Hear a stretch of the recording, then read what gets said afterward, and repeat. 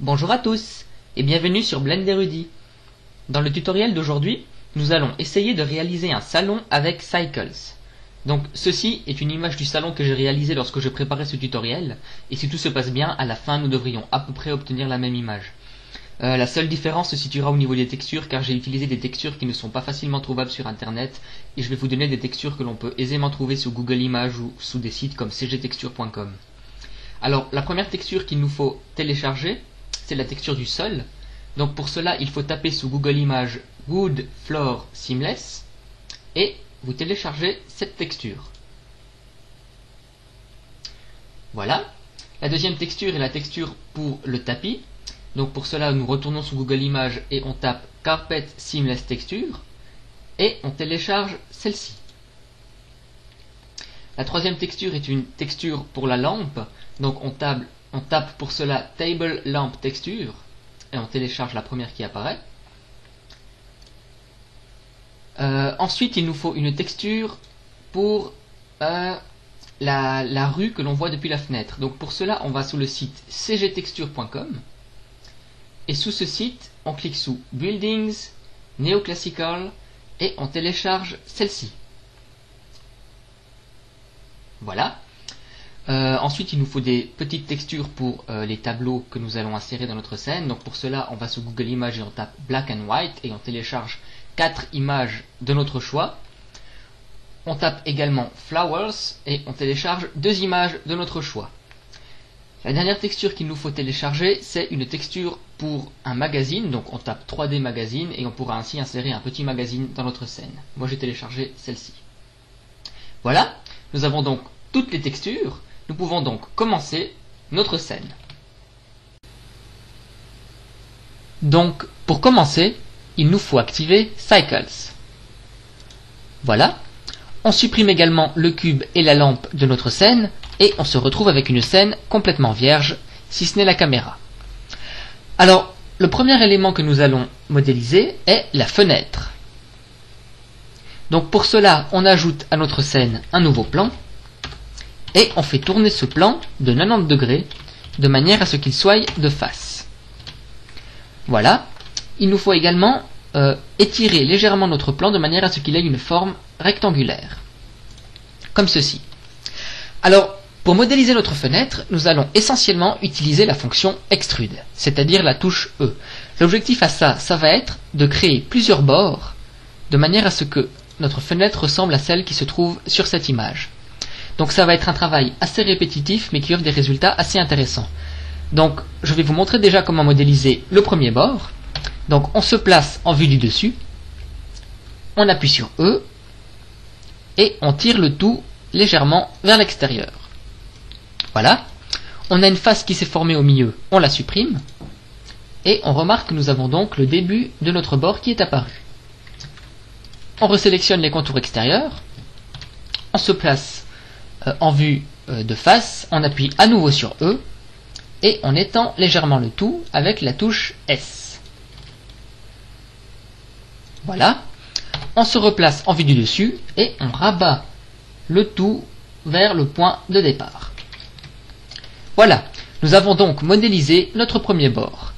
Pour notre fenêtre, nous allons en rajouter un deuxième. Donc on recommence l'opération une deuxième fois, on se place de face, on allonge le tout, on se place en vue du dessus, on appuie sur E, on tire vers l'extérieur, de nouveau de face, on rappuie sur E, on étend le tout, voilà, et on rabat le tout en vue du dessus. Voilà, nous avons donc modélisé nos deux bords.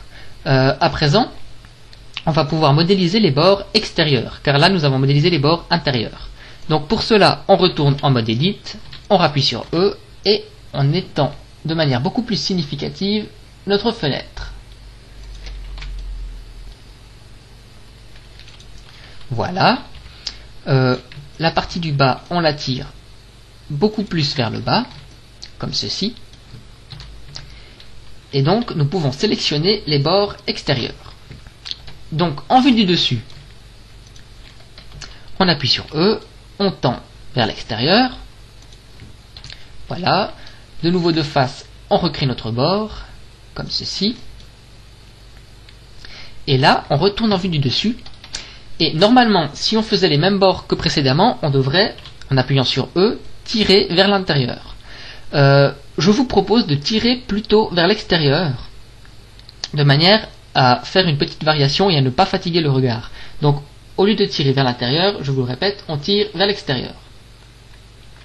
Voilà. Et on recrée un nouveau bord. Comme ceci. Voilà. Puis, il nous reste à créer le bord final. Donc, on se replace en vue de face, du dessus, excusez-moi. On appuie sur E. On crée notre dernier bord. Ce dernier bord, on le fait légèrement plus grand. Et là, on appuie sur S et on l'agrandit légèrement également. Voilà. Donc, nous avons donc terminé la modélisation principale de notre fenêtre. Donc là, on remarque la petite variation qui a fait que le deuxième bord est plus en avant par rapport au premier, alors qu'ici, tous les bords sont au même niveau. Ce qu'on peut également ajouter, c'est la barre centrale de la fenêtre. Donc pour cela, on ajoute tout simplement un cube que l'on réduit, comme ceci, et que l'on étend de manière à former la barre. Voilà, on vérifie juste que la barre ne dépasse pas, ce qui a l'air d'être un peu le cas ici. Donc on réduit encore un peu, comme ceci, et on réallonge légèrement. Voilà. On peut ajouter également des petites enluminures ici. Moi j'ai ajouté des petits rectangles, c'est à vous de voir. Donc pour ajouter les petits rectangles, on ajoute un nouveau plan, comme ceci. On le fait tourner de 90 degrés. Voilà. On lui donne une forme légèrement rectangulaire. On le place à une position acceptable. Ici ça a l'air pas mal.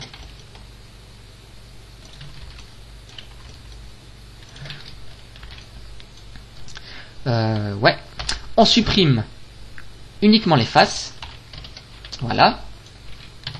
En vue du dessus, on le tire légèrement vers l'extérieur, comme ceci. On appuie sur E, on l'étend pour créer son bord. Donc on regarde où est-ce que son bord sort, comme ceci. Ça a l'air pas mal. On appuie sur CTRL L pour le sélectionner entièrement. Et on appuie sur E pour créer son bord intérieur. Voilà. Comme ceci. Nous avons donc notre premier rectangle. On le multiplie. On le réduit. Comme ça on en crée un deuxième à l'intérieur. Impeccable. Et on multiplie le tout que l'on place à droite.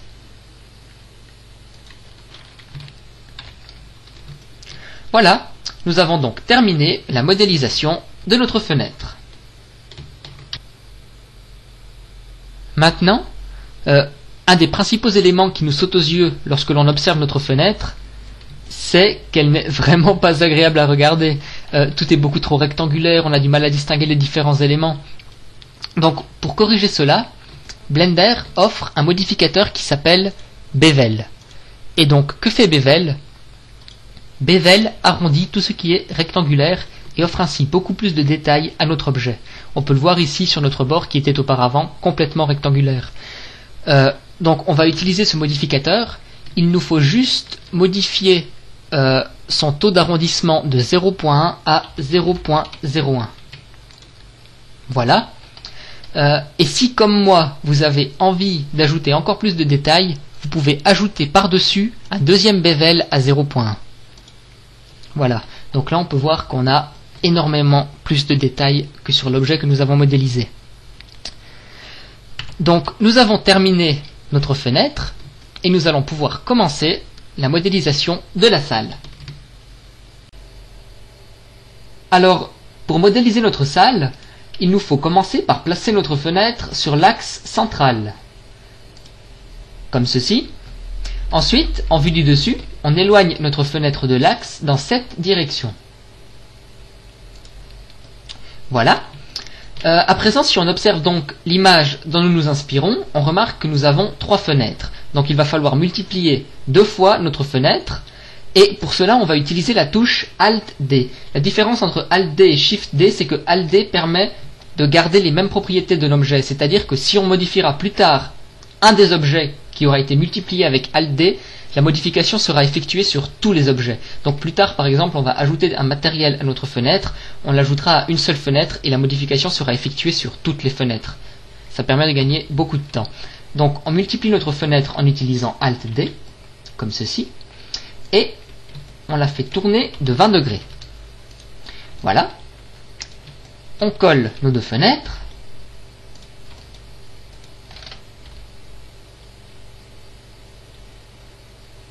Comme ceci, impeccable, et on multiplie notre fenêtre une deuxième fois, toujours avec Alt-D. Cette fois-ci, on la fait tourner de moins 20 degrés. Voilà, on les colle à nouveau, et ça semble acceptable. Voilà, donc on va pouvoir maintenant modéliser la salle en elle-même. Donc pour modéliser notre salle, on commence par ajouter à notre scène un nouveau plan. Puis, en mode Edit, on supprime ce plan. L'idée, ça va être de dessiner les murs de notre salle en mode Edit. Donc on va commencer par ajouter un point ici et un point ici. Donc on ajoute le premier point. On fait bien attention de le placer légèrement plus haut que cette face, c'est-à-dire ici, ça va très bien. Et on ajoute le deuxième point. On fait également attention à ce que nos 2 points ne soient pas reliés entre eux. Voilà, on le place ici. Si on a peur que nos points ne soient pas alignés, on peut les sélectionner, appuyer sur S, le bouton du milieu de la souris, et en ayant activé l'axe des Y, on appuie sur 0. Voilà, donc là nos points sont alignés. Ok? Alors on peut commencer à dessiner les murs de notre salle. Donc pour cela, on appuie sur E, et on étend légèrement nos points vers l'extérieur, comme ceci. Donc là, on a le premier mur. On appuie à nouveau sur E, et on tire nos points vers le bas, comme ceci. Les derniers points, on appuie sur F. Comme ça, ils sont reliés. Voilà. Donc maintenant, on peut faire les murs. Donc on sélectionne tous nos points. On se place de face et on appuie sur E et on tire vers le haut. On essaye de tirer légèrement plus haut que nos fenêtres. Je vous expliquerai plus tard pourquoi. Donc on tire vers ici. Voilà. Il y a juste un dernier détail que nous avons oublié de régler avec nos fenêtres, c'est que ici, si on regarde bien, il y a un trou. On voit donc le vide entre le mur et la fenêtre. On a donc oublié d'ajouter à nos fenêtres le dernier bord, de le replier sur lui-même. Donc on sélectionne la fenêtre du milieu, et comme nous avons multiplié nos fenêtres avec Alt-D, la modification sera répercutée sur toutes nos fenêtres. Donc on sélectionne le dernier bord, et nous n'avons qu'à le ramener vers l'intérieur en appuyant sur E, comme ceci. Voilà. Et en sortant du mode Edit, la modification sera appliquée sur toutes nos fenêtres.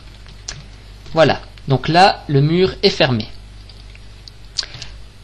Ok, on peut maintenant modéliser le sol. Donc, pour modéliser le sol et le plafond, on retourne en mode Edit et on sélectionne cette partie. L'objectif, ça va être tout simplement de décalquer nos fenêtres en utilisant la touche E. Donc, on décalque la première fenêtre, comme ceci. On appuie à nouveau sur E, on décalque la deuxième fenêtre. Et la dernière partie, on la relie avec cette partie. Voilà.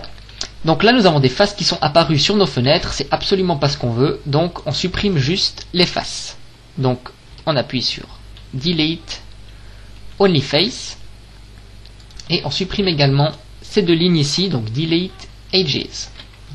Voilà, donc là nous avons juste décalqué le sol et le plafond qui n'était pas pris en compte avec les murs.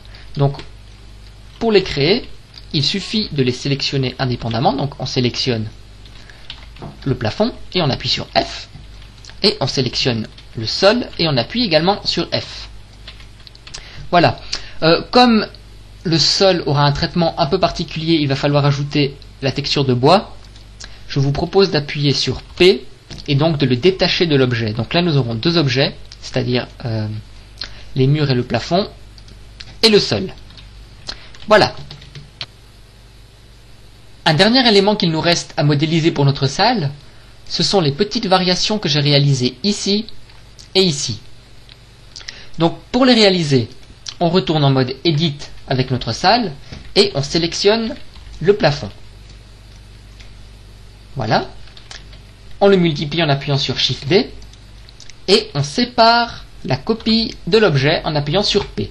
Donc là nous avons un objet uniquement pour travailler les petites variations. Donc en mode Edit, on supprime uniquement les faces et on supprime également cette ligne. Donc il ne doit vous rester que ceci. Voilà. On place tous nos points sur le départ de la fenêtre, ici, et on va donc essayer de réaliser des bords comme on a réalisé avec nos fenêtres. Donc on se place en vue du dessus, on appuie sur E, et on crée ainsi le premier bord.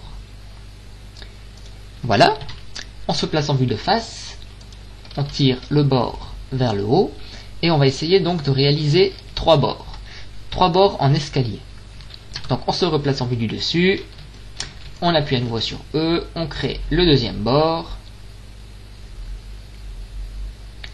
Voilà, on le tire vers le haut et on peut ainsi créer le dernier bord, comme ceci. Voilà, on tire vers le haut. Et si tout se passe bien, vous devriez voir apparaître les petits escaliers. Impeccable. Il nous reste encore à modéliser cet élément, cette ligne entre les murs. Donc pour cela, on reprend la première partie, ici. Impeccable. On la tire vers le bas, on la place ici. Voilà. On appuie sur E et on la tire vers le haut. Voilà. On a encore un léger souci à régler, c'est que cette petite variation a écrasé les fenêtres. Donc on sélectionne ces points et on les supprime en bouchant les trous qui se sont formés. C'est-à-dire le trou ici, on appuie sur F. Et le trou ici, on appuie sur F également. Voilà. Si on regarde juste, ces parties ne sont pas rectangulaires, donc si on veut les rendre rectangulaires, on les sélectionne, on se place en vue du dessus, on appuie à nouveau sur S et 0, comme je vous ai montré précédemment, ça nous forme un rectangle, ça aligne les parties. Voilà, on fait la même chose ici. Impeccable. Si vous voulez ajouter encore plus de détails, vous pouvez également ajouter le modificateur Bevel. Voilà, moi je mets le modificateur Bevel à 0.1. Je peux même en rajouter un deuxième à 0.1 par-dessus. Donc 0.01 et 0.1 exactement comme pour les fenêtres. Voilà, nous avons donc ajouté les petites variations à notre salle, et donc notre salle est finie au niveau de la modélisation. Il nous reste à présent à travailler le texturage. Donc, à ce stade, nous avons trois matériaux à ajouter. Un matériel pour le mur, un matériel pour les fenêtres et un matériel pour le sol. Donc on va commencer par le matériel pour le mur. Donc pour cela, on sélectionne notre salle. On va dans le panneau matériel, on clique sur New Matériel, on appelle ce matériel Wall pour mur. Et on laisse Diffuse BSDF à blanc. Notre matériel est terminé. On doit encore ajouter ce matériel aux petites variations qu'on a créées précédemment. Donc Wall également. Et à la fenêtre. Wall aussi. Voilà. Le deuxième matériel qu'on doit créer, c'est le matériel pour les vitres des fenêtres. Donc on sélectionne la fenêtre du milieu, on passe en mode Edit, On ajoute un nouveau matériel, on appelle ce matériel Window.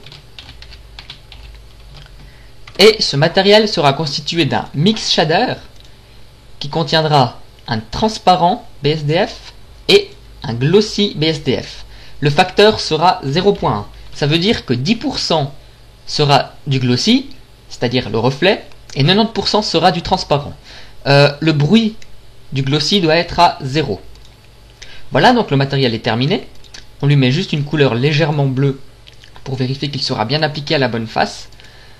Et on sélectionne donc la vitre. On clique sur Window et on clique sur Assign. Voilà, et si normalement tout se passe bien, on devrait avoir nos 3 fenêtres qui sont bleues. Impeccable. On va maintenant pouvoir travailler le sol. Et comme le matériel de notre sol va être assez délicat à travailler, je vous propose de le sélectionner et de le déplacer dans un deuxième calque. Voilà. On coupe notre fenêtre en deux. On ouvre le menu Node Editor. On coupe à nouveau notre fenêtre en deux et on ouvre le menu 3D View. L'objectif de ce deuxième 3D View, ça va être de faire des rendus assez rapides pour vérifier nos résultats. Donc si on veut faire des rendus, il nous faudra une source lumineuse. Donc on ajoute un plan temporaire qu'on supprimera par la suite, auquel on donne un matériel avec un shader Emission A5. On le place légèrement au-dessus de la scène, comme ceci. Voilà, ça nous servira juste à vérifier nos résultats. Normalement, si on passe en mode rendered, on devrait voir l'émission qui a lieu. Impeccable. On va donc pouvoir commencer à travailler le texturage. Et pour ce faire, on sélectionne notre sol, on clique sur New Texture et on ajoute une nouvelle texture qu'on appellera Floor. Donc Floor pour sol. Le shader principal de notre texture sera un shader Diffuse BSDF qui contiendra la texture de bois que nous avons téléchargée précédemment.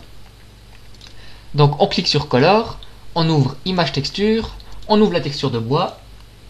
Il s'agit donc de celle-ci. Voilà. Si on passe en mode texture, on remarque qu'il nous faut encore déplier notre objet sur la texture. Donc on ouvre le menu UV Image Editor, on passe en mode Edit, on sélectionne tous nos points, on appuie sur U et on sélectionne Project from View. Voilà, donc là notre sol a été déplié sur la texture. On n'a qu'à l'agrandir de manière à avoir suffisamment de carreaux. Donc quelque chose comme ceci. Impeccable. Voilà. Et donc si on passe en mode rendered, on peut voir que notre texture a parfaitement été dépliée. Seulement, elle n'est pas terminée. Si on regarde l'image, on peut voir qu'il y a un léger reflet dans notre sol qu'il n'y a pas sur le rendu que nous avons. Donc pour travailler le reflet, on va ajouter un shader glossy. Donc on retourne dans le Node Editor et on ajoute un nouveau shader qu'on appelle Glossy BSDF.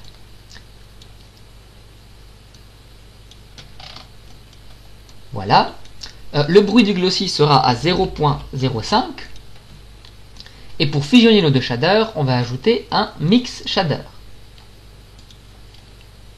Comme ceci. On connecte diffuse et glossy au mix. Et on connecte la sortie du mix shader sur le matériel output. Et donc là, si on passe en mode rendered, on peut voir qu'il y a un reflet qui est apparu. Seulement, ce n'est absolument pas ce que nous voulons. Donc pour améliorer ce reflet, ce que j'ai fait, j'ai connecté Color de l'image texture au facteur du mix shader. Donc qu'est-ce que ça signifie? Ça signifie que toutes les parties blanches sur la texture de bois seront considérées comme du glossy et toutes les parties noires sur la texture de bois seront considérées comme du diffuse BSDF. Donc ça améliore légèrement ce que nous voulons, même si ce n'est pas exactement ce dont nous avons besoin. Donc pour peaufiner le tout, on va ajouter un convertor color ramp que l'on va connecter ici, donc entre le color et le facteur. Donc moi ce que j'ai fait, c'est que j'ai diminué la couleur blanche à une couleur grise, donc 0.5, 0.5 et 0.5. Voilà, et le noir je l'ai légèrement monté vers le haut. Et donc si on regarde dans le rendered, on peut voir que ça commence à ressembler donc à la texture de bois que nous désirons. Un dernier élément que nous pouvons travailler, c'est le vecteur displacement. C'est le vecteur qui donne l'impression de relief à notre texture. Donc cela, on l'a déjà fait dans un précédent tutoriel. On ajoute un color mix. Ce mix, on le change en multiply. La couleur du premier sera complètement blanche. Et on connecte la couleur de notre texture à la deuxième couleur. On connecte la sortie au vecteur displacement. Et donc, que fait ce nœud multiply? Il donne une impression de relief à la texture. 0.5 c'est beaucoup trop, donc moi je vous conseille de mettre 0.025. Voilà. Et donc là, notre texture de sol est terminée. Donc, un diffuse BSDF, un glossy qu'on connecte au mix shader, on connecte le facteur avec un color ramp depuis la couleur, on diminue un peu les valeurs, on joue un peu avec de manière à obtenir ce qu'on veut, et on ajoute encore le vecteur displacement. Voilà, donc on a terminé le texturage de notre salle, et on va pouvoir commencer à présent à ajouter les différents éléments, comme les canapés, les fauteuils, les étagères, et ça va être dans la deuxième partie de notre tutoriel. Donc j'espère que cette première partie vous a plu, et je vous donne rendez-vous dans la deuxième partie. À bientôt!